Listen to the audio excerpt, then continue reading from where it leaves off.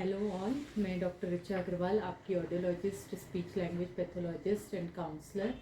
आज आपके साथ एक टॉपिक पे जिस पे मैं बात करना चाह रही हूँ, बहुत इम्पॉर्टेंट टॉपिक है। मैं स्पेशली स्पीच से रिलेटेड आज बात कर रही हूँ पेरेंट्स के लिए और उन थेरेपिस्ट के लिए जो बच्चों के साथ स्पीच पे वर्क करते हैं।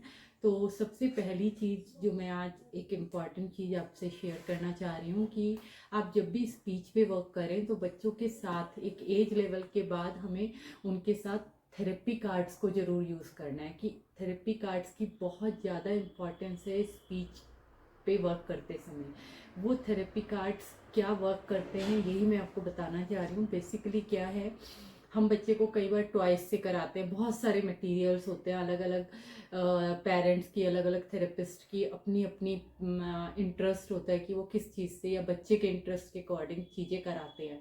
लेकिन जो मैं अपने एक्सपीरियंस से और जो बेसिकली मैंने चीज़ें देखी हैं उनसे मैं आपको बताना चाहती हूँ कि बच्चे को जब हम थेरेपी कार्ड से स्पीच पे वर्क कराते हैं तो बच्चे का अटेंशन बहुत अच्छा इम्प्रूव होता है। बच्चे के जो है फोकस्ड अटेंशन बढ़ता है, जो हमारे सभी पेरेंट्स का मेन कंसर्न रहता है इन बच्चों के साथ। तो बेसिकली हमें स्टार्टिंग जो है बच्चों के साथ हम टॉयस से कर सकते हैं। अगर छोटे बच्चे हैं, मतलब 2 साल 2.5 साल का बच्चा है, तो हम कुछ टाइम के लिए कुछ सेशन, जैसे हमने बच्चे को जस्ट इंट्रोड्यूस कराने के लिए हमने टॉयज यूज़ किए। जैसे ही बच्चा उसके साथ इंट्रोड्यूस हो गया, वो चीज़ बच्चे को समझ आ गई, उसका वोकेबलरी में आ गया, इमीडिएटली हम उसको जो है टॉय से कार्ड पे शिफ्ट करें। और कार्ड पे शिफ्ट करने से क्या होता है कि हमने मान लीजिए 4 हमने बच्चे को वोकेबलरी में वर्ड्स डेवलप कराए हैं, 4 चीज़ें कराई हैं। उन 4 चीज़ों को इमीडिएटली हम कार्ड पे लेके जाएंगे, मैचिंग कराएंगे टॉय के साथ, ऑब्जेक्ट के साथ बच्चे की कार्ड से। और उसके बाद बच्चे को कार्ड्स के थ्रू आइडेंटिफिकेशन कराएंगे। वो आइडेंटिफिकेशन कैसे होगा, 4 चीज़ें अगर हमने कराई हैं तो वो 4 चीज़ों के कार्ड हमने टेबल पर रखे और बच्चे को बोला कि इसमें से आपको सुन के मुझे उठा के देना है।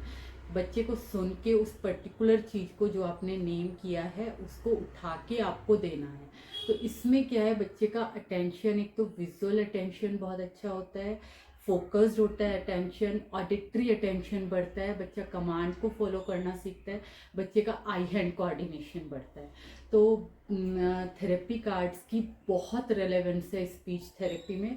और अगर हम स्टार्टिंग से, जहाँ बच्चे का बिगिनिंग लेवल से ही हम कार्ड्स को बच्चे को इंट्रोड्यूस कर देते हैं, तो बच्चा जो आगे चलते चलते उसका अटेंशन भी इम्प्रूव होता जाता है। और इन्हीं कार्ड्स में शुरू में हमने जो है उनको वोकेबलरी डेवलपमेंट के लिए किया, फिर उसके बाद हम उसको फ्रेज लेवल पे डेवलप करने के लिए, सेंटेंस लेवल पे डेवलप करने के लिए कार्ड्स को ही यूज़ करते जाएंगे।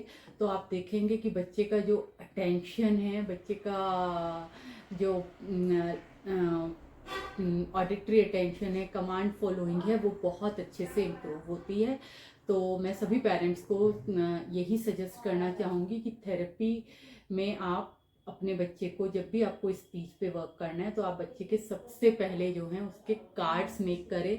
आप शुरू में स्टार्टिंग में वो एक्टिविटी भी ले सकते हैं कि आप बच्चे को जो भी चीज़ें आपने वोकेबलरी के लिए ली हैं, जिनको आप डेवलप कराना चाह रहे हैं, उनके आप कार्ड मेकिंग बच्चे के साथ ही बैठ के कराएं।